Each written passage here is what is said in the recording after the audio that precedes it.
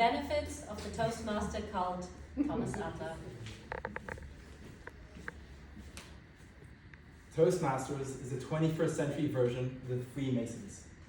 It's a cult. We meet here every week. Nobody really knows what we're up to. I mean, we're repeating after Arima about inspiring each other. And we think we found the key to world domination through public speaking. The cult or not, I've bought into it completely. And I'm really proud to say that I'm giving my last speech on my pathway, where I'll be reflecting on my path through the 15 or so speeches I've given and the last 2 years here at Central Berlin Toastmasters. So Toastmaster gives you the typical public speaking skills. It teaches you to have a presence on stage, communicate your ideas clearly. It helps you to fight those angry butterflies that attack you whenever you go up on stage, when you're afraid to forget your words. As a Swiss, though, it hasn't taught me how to keep being on time. We're already 7 minutes late today on our agenda. But the most important thing I've learned here at Central Berlin Toastmasters is not to say thank you at the end of my speech. Thanks to Felix.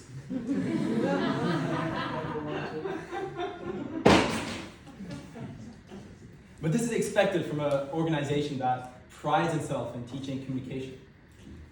That's why today I want to focus on some of the lessons I've learned that are not related to public speaking, and that are very unique to Central Berlin Toastmasters and the unique atmosphere it's created for all of us.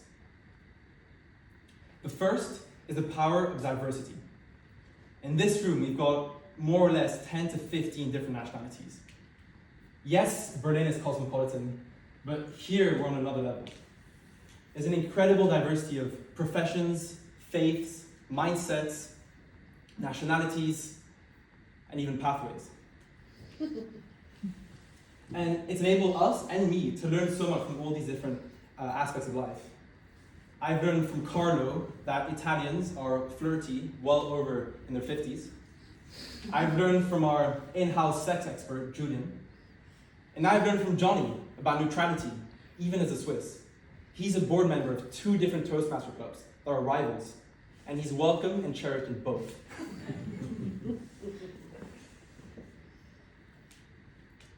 And thanks to this diversity, we've created a little family here. Because 2 things really gather us together. 1 is this fear of public speaking. 2 is this willingness to improve. And being around these kind of people that are focusing on the growth of themselves is really powerful. I've met incredible friends and mentors, although I haven't found my wife just yet. Sorry, Chen. My second lesson is self-reflection. I like to think that I've tackled relatively hard topics in my speeches. I've talked about my ex-girlfriend, who I thought was the one. I've talked about my rivalry with my twin brother. And I've talked about my Turkish ex-mother-in-law, who I'm still living with. 2 more weeks. 2 more weeks. Still alive. But I really think that there's a power to writing down your thoughts and you process them in a very different way.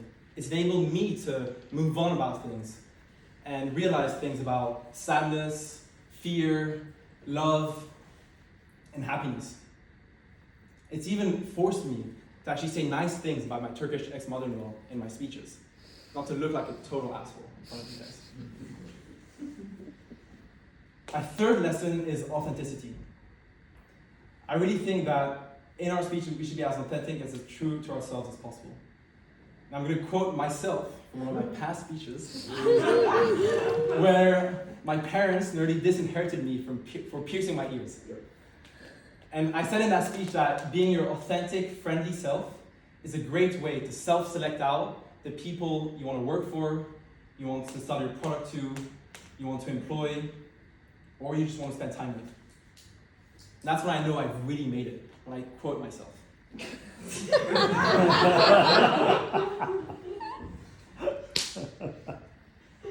But jokes aside, I think in general, just being authentic in your speeches is really important. And I'm going to go back to that point later.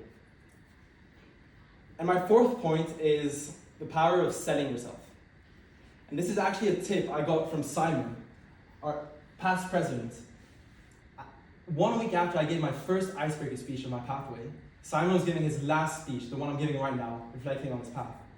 And one of his take-home tips for us newbies was essentially to share your speeches as much as possible to your friends, your family, on your personal website, on LinkedIn, on your blog. And this links a lot to this feeling of authenticity. Is that you don't want to just attract people you want to connect with in your own club, but you want to do that everywhere else, in your professional sphere, in your personal life. And I've had so many occasions, people have come up to me and telling me, Thomas, I feel like I know you so much more now that I've read your speeches.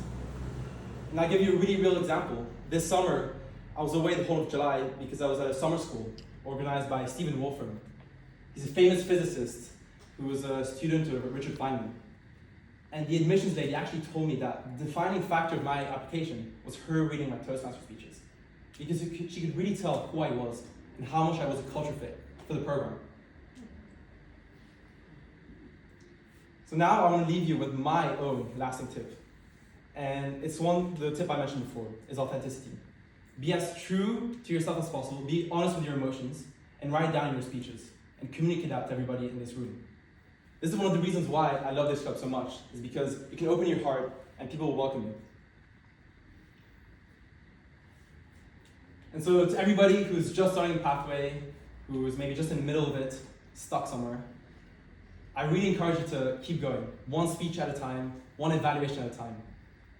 I've learned incredible lessons like diversity, self-reflection, authenticity, and selling yourself. And the lessons you're going to learn are probably going to be very different, but they're going to be just as important for you. And this is when I really realized the benefits of being in a cult like Toastmasters.